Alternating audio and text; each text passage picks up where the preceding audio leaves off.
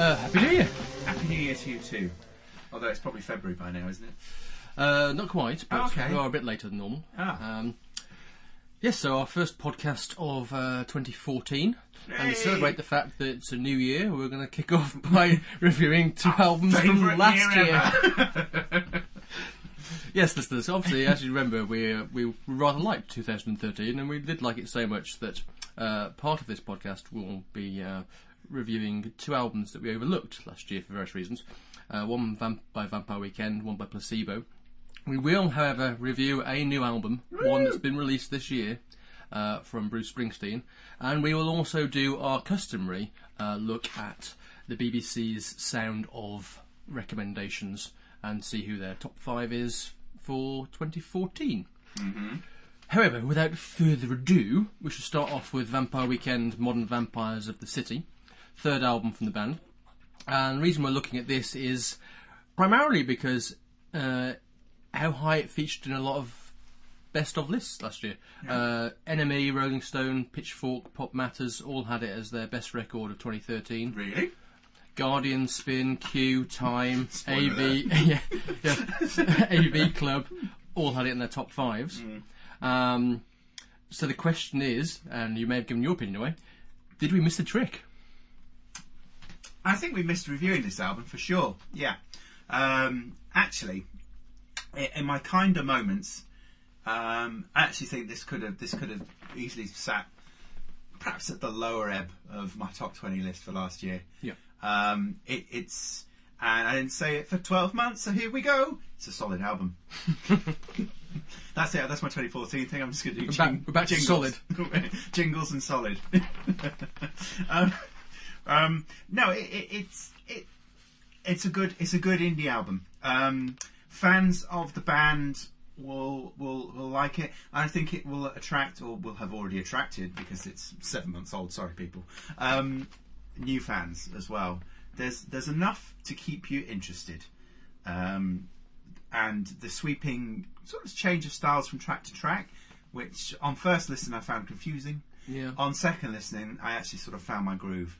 You've got your standout indie rock tracks, but then you have really odd things like Step and Ya Hey, which are a little bit on the sort of left field of and Worship You as well. And Worship You as well. Thank you.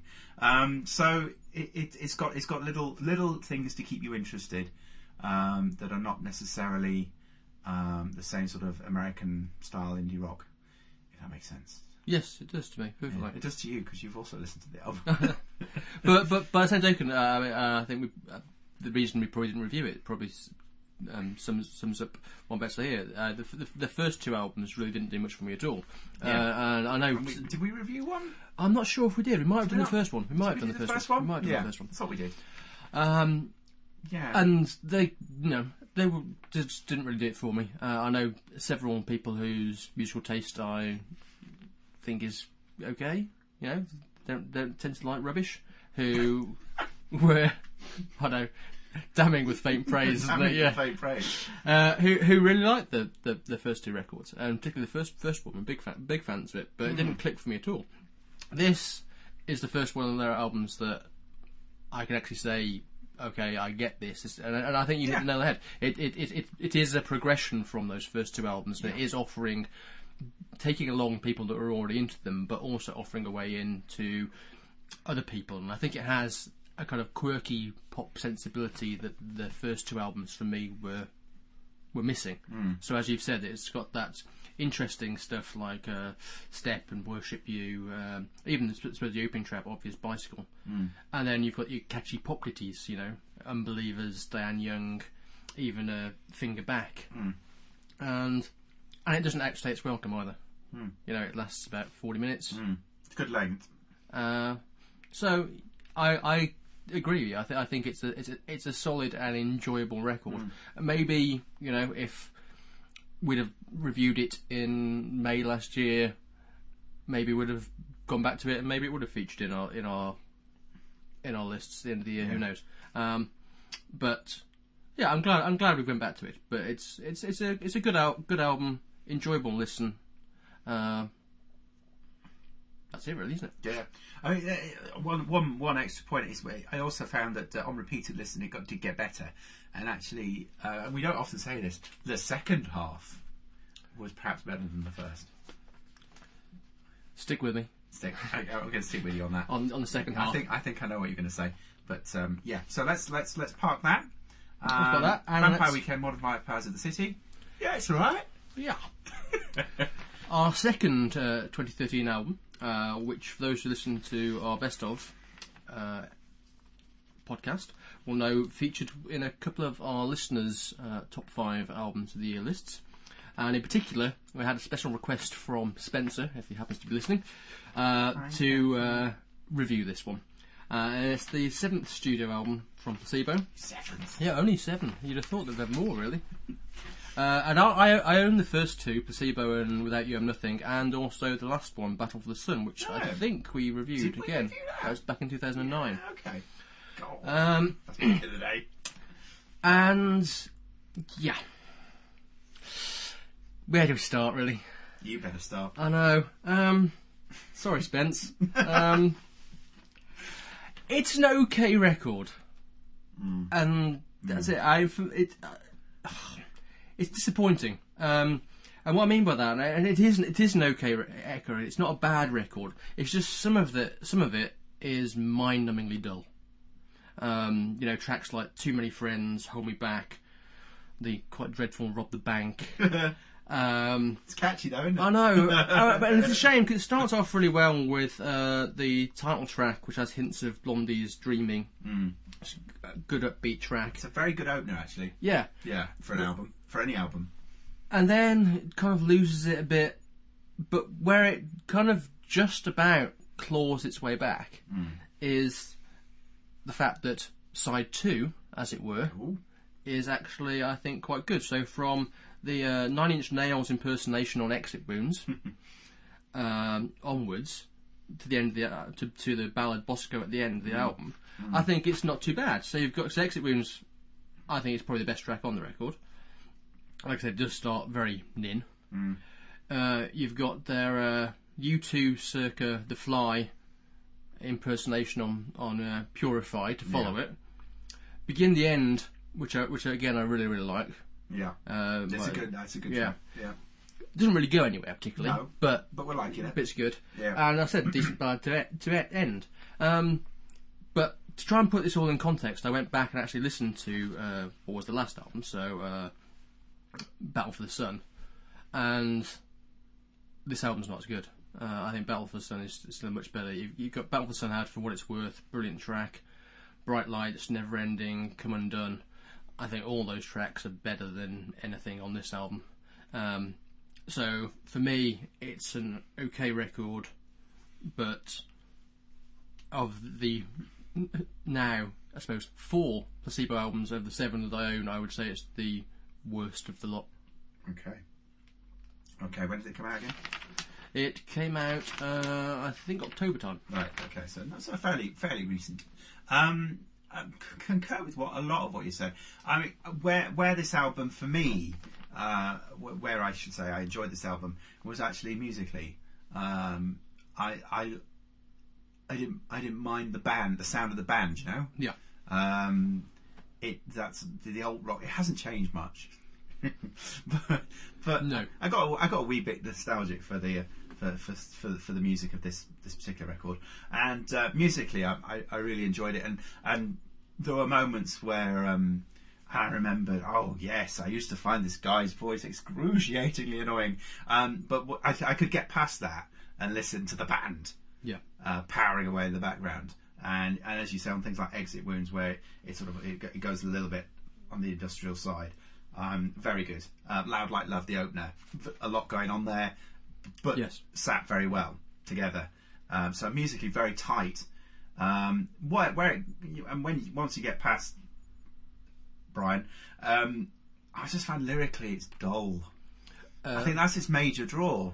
I mean, Rob the Bank, it starts really well, and then it just loses interest halfway through. Well, lyrics have never been his strong point. No, for but sure. Yes, it is. For sure. It is lyrically weak. It is, and the Rob the Bank. I quite like. I quite like a little bit of economics, bit of politics, but it doesn't go anywhere. It's just like and voila. And it's like, oh, okay. Actually, also the second track, like "Scene of the Crime." Yeah. Every time I play that, I keep thinking, being reminded very much of Drive By Truckers' song "Dress You Made Her Wear." Yeah. And it's very similar. I'll say it's a rip-off, but the kind of pacing and theme are quite similar. And which was the one where he starts talking halfway through? I love it when they do that. Yeah. Yes. Hold on to me, I think. Yes. Yeah. No. Yeah. Spencer or Davina are now listening to this. What apart from shouting at us? Apart from shouting at us, hello. Shout louder. Yeah, you know, I perhaps didn't. I didn't dislike it as much as you clearly did. No, actually, no. I like. Or the are we second changing half. our opinion? No, I like the second half of it. I just think that it's considering that I expected more from it. Is what I'm saying, and I think the last album, Battle for the Sun, was just a better record. But I have to say, musically, it made me feel warmly nostalgic for Placebo. There you go. Okay. God, that was sit on the fence, wasn't it? Shall we move into 2014 now? Yes. 2014, whoop! Well, I say move into 2014, sort of move into 2014, because our first album of 2014 is Bruce Springsteen, High Hopes, an album that started life very much as a stopgap album, a plan just to pull together a few songs that had been either recorded before or never made it onto a full Bruce album, or played in a live set, and then maybe some covers as well. And obviously the big influence on this is Rage Against the Machine's guitarist Tom Morello, who is friends with Bruce and also stepped in to replace little Stephen on a recent leg of Bruce's tour. And so you've basically got an album that has some outcuts from the Rising and Devils and Dust album sessions.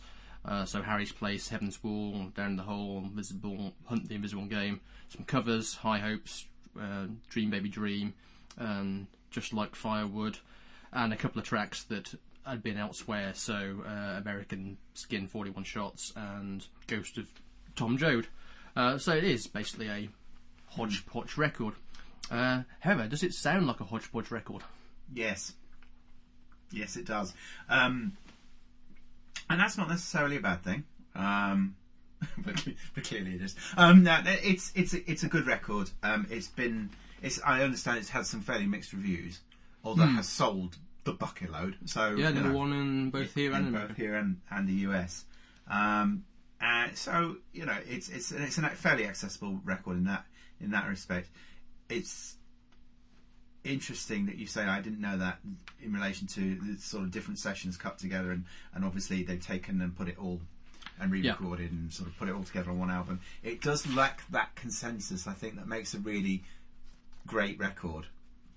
In I guess the programming. Yeah, I know. Not programming. You know, the sort of you mean the old-fashioned thing of actually having a running order? Yeah, having a running order and actually deciding what your running order is, and you know, and that is very much, that's almost like the extra track on any album. And actually, conversely, you know, I think that was the reason why said tracks off the Rising and the Devil and Dust album sessions didn't actually make it onto those albums, because Bruce didn't think they fit in with the running flow of what he was trying to get across. Yeah, and that's great. He clearly thought enough of the tracks though, rather than just bin them. So you're not getting cut-offs here, and it's a good album. You know, I wouldn't say it's a great album. It's a good album. They're all good tracks, if a little bit disjointed at times. And it's funny. I don't know if you and I were in the same mindset on this. Side 2, again, I thought was the better side. I thought from Heaven's Wall onwards, is that side 2? Would that be side 2? Yeah, probably.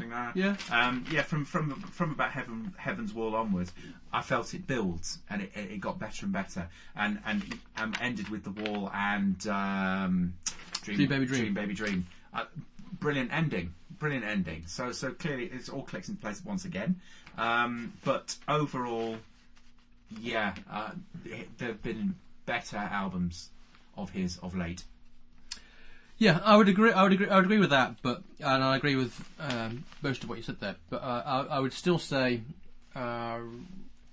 regardless of that, for an album that is basically thrown together in some sense, there will be many artists who will listen to this year who's unthrown together albums of stuff they've got lying around won't even be on the same level. We're talking about the boss, for Christ's sake. Yeah. He knows his stuff. Yeah, it's kind of like, oh yeah, here's stuff that didn't make it onto my album. You're thinking, oh yeah, great, cheers. Yeah. Yes, there will be worse albums than this year that we listened to that were properly done in all those things I just described.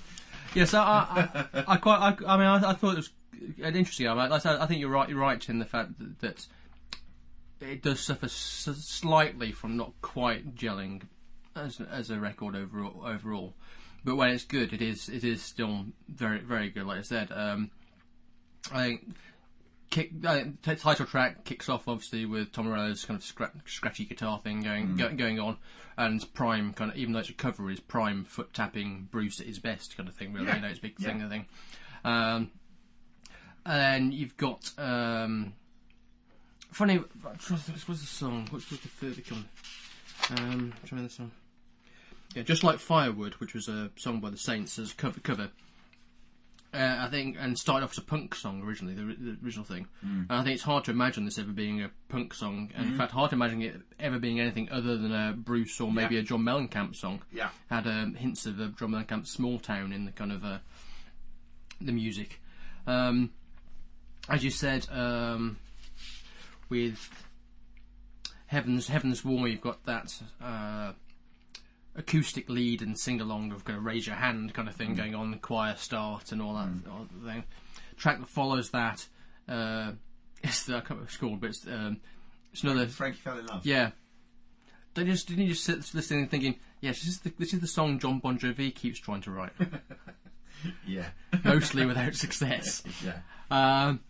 This Is Your Sword was one of two tracks on the album that had huge hints of Warren Zevon for me. So that, and also when Bruce and Tom are co-singing the rocked-up version of Ghost of Tom Joad, which is one of my favourite Bruce songs in its original acoustic version. Really like the rocked-up version as well. Works really well. Really kicking. And apart from The Wall slightly reminding me of Sting's Field of Gold. I didn't mind that. Yeah. Clearly. That was fine as well. And so, yeah, I think it's... I said, if you like Bruce, you're going to like it. Yeah, of course you will. Yeah. But it's one of the best releasing filler albums you're going to hear. Yeah, you're not going to hear filler for anyone else that's this good. Did you spot the Penny Lane trumpet riff somewhere as well?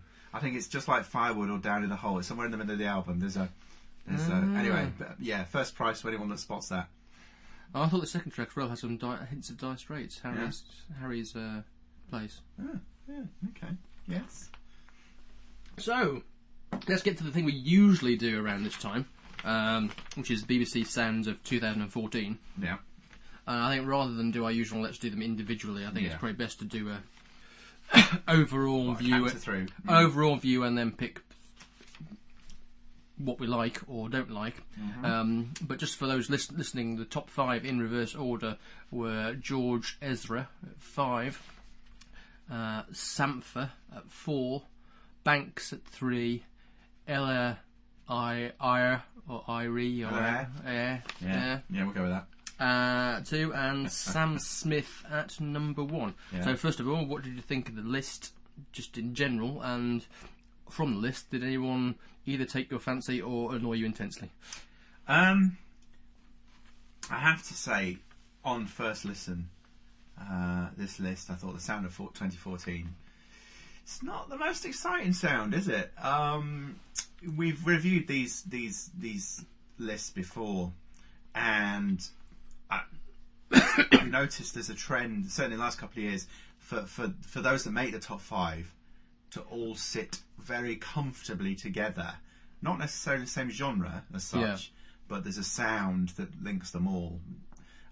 Whereas I think in the past we had, your Jessie J's would be at number 1, and then you'd have your token indie rock band at number 4 from Sheffield, and then you'd have Vaccines. Yeah. yes, and then you'd have something else in between, a bit of R&B in between. Actually, funny enough, I think that year was 2011 was James Blake, which is kind of funny considering considering the general sound of these artists. Oh, indeed, owes quite a bit to Mr. Blake. Yes, and on the more instrumental sound of some of these artists, we were not fans, but I think the Disclosure Settle album. Sam Smith obviously sang on that, yeah.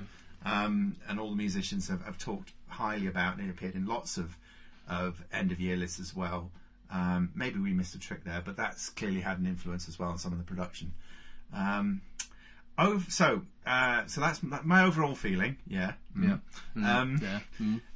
Standouts for me, George Ezra. Quite like the EP that he's got out there. I thought that was quite good. What appealed to me of him, his music over perhaps some of the others was there was a vocal rawness with a kind of harder folksy sound to it. Yeah, it reminded me a lot. It reminded me a lot vocally of Mark Cohen. The guy did the original. Obviously, most people only know him from Walking in Memphis, but but if you check out other Mark Cohen stuff, and he did record some really good songs over the years. Yeah, his vocally is very similar to that, with perhaps a slight of Darius Rucker from Hoochie and the Blowfish kind of thrown in. And obviously, looks wise, he has a bit of Nick Cave about him. I haven't seen a picture. I don't use pictures to judge my artists. Which listens to the music. I listen to the music. I'm a purist. The music. I'm a purist. I don't even know what Bruce Springsteen looks like. So the Did You Hear the Rain EP? Yes, that's worth a download. And the other one for me was actually the other artist I've actually heard of. This was unique for me. Actually heard of this artist several months ago. Yeah. And someone got a conversation with music. Someone was talking about this person, and that was Banks. And I quite liked her London EP. Yeah. Which I think is her most recent sort of output. Again, it had something unique or something that engaged me in the production. That just pulled out to me. So and I quite like her voice as well. Yeah, I quite like Banks' voice. Although I think she falls into the James Blake kind of thing. I know that's necessarily a bad thing. This thing, but in fact, Warm Water on that EP, I thought was a kind of mix of James Blake and also kind of 70s Philly soul ballad melody and structure. So very much in the Daryl Hall, and I'm going to say it, and it won't be the first. And I'm going to say it again in a minute. Todd Rundgren. And Fall Over, I thought was a bit dull. The song that's on that thing didn't work for me, and the song Work for hers. I think she should avoid doing that kind of stuff. That was from the Warm Water single, yeah, featuring Little Silver, which I thought was a bit sounded too much like everything else that's out there. You know what I mean? Yes, I know what you mean. But that's why I preferred the London EP, which is worth a download. But yeah, I agree with you on her voice. I liked her voice as well, and I also agree with you on George. I thought he it's a good slice of Americana, really, in a kind of foot tapping kind of outlaw country Johnny Cash kind of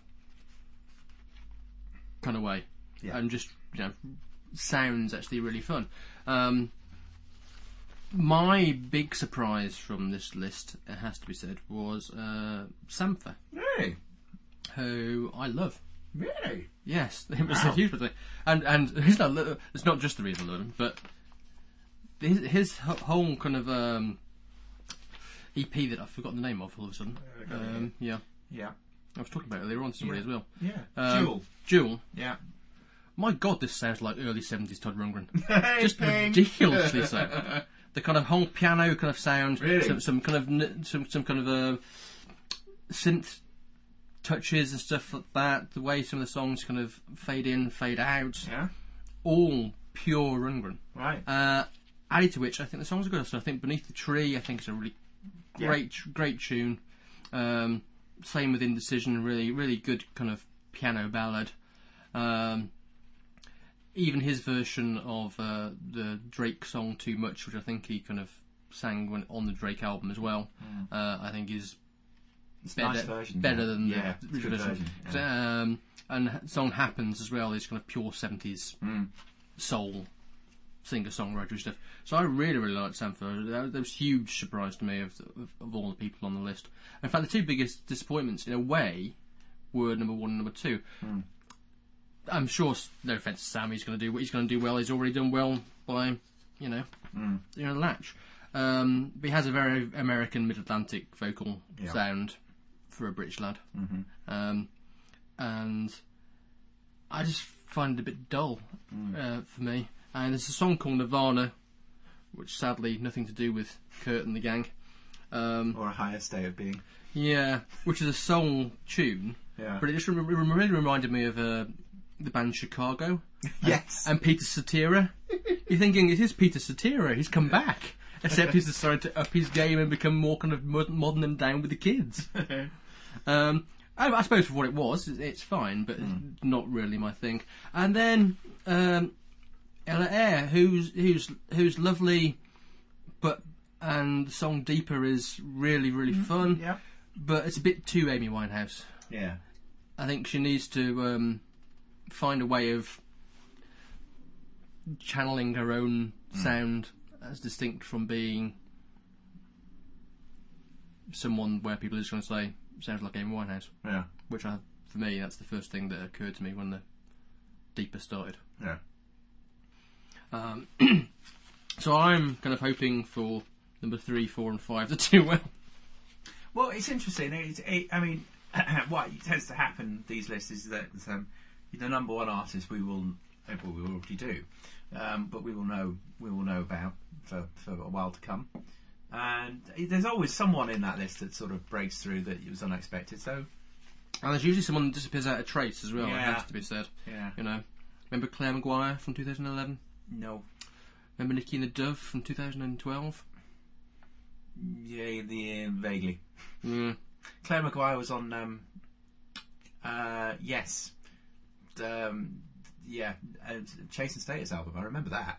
Do you remember that? I do remember that because it was like, what? Yeah. She's on this album? Brilliant. Yeah. Yeah. But again, yeah, kind of disappeared that. Okay. So I guess that's it. So that's the first one down.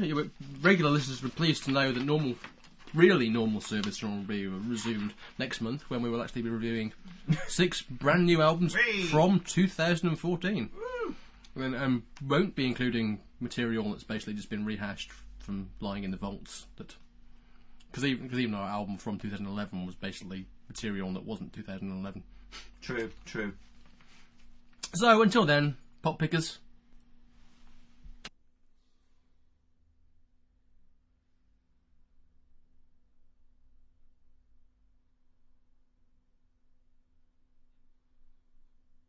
You've been listening to the CTTV Music Podcast.